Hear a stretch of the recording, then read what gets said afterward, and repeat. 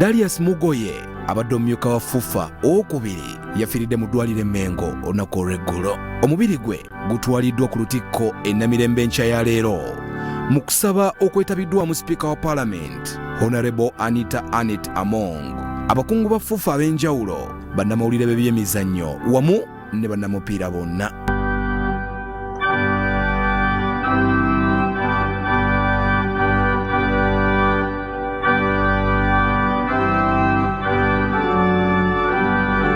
Sipiika wa Parliament asiimye omugenzi ne byakoledde omuzannyo gw'omupiira wamu ne famire yaabwe ey'abamagogo. The life of DARIUS today. It also happens that today is the engineer's birthday.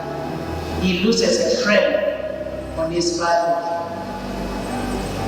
But the Bible says there's time for everything. God has taken DARIUS. He's been your good friend. He's been our family member. But at the same time, when one door closes on the other side, the other opens. You should also thank God for the double blessings that you got as a servant. In DARIUS we have had harmony in FUFA. In DARIUS we have had a honest person. In DARIUS, engineer is what he is. He's in Parliament because of what DARIUS and the team did.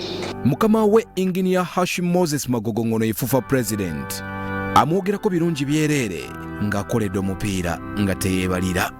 We have been a very strong administration delivered so many results, and the truth is that there has been a huge contribution by DARIUS.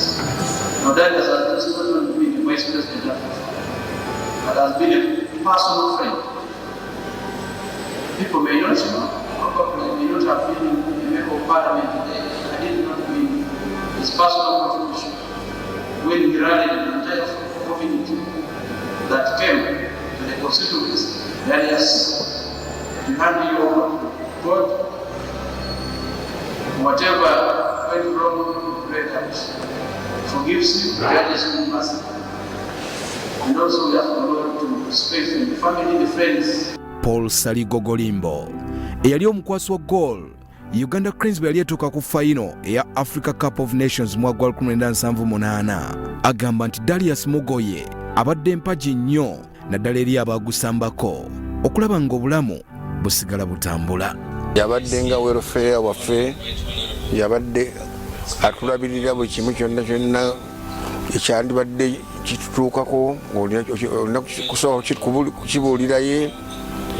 Yabadde agogola obutategeeragana bonna bubaddewo kugamba ye muntu abadde atuuka wansi ku buli muntu, ku bakozi aba FUFA, ku badelegeti ne ku bakulu b'emipiira bonna ye muntu abadde aweebwa respect olwokubanga abadde muntu mukkakkamu.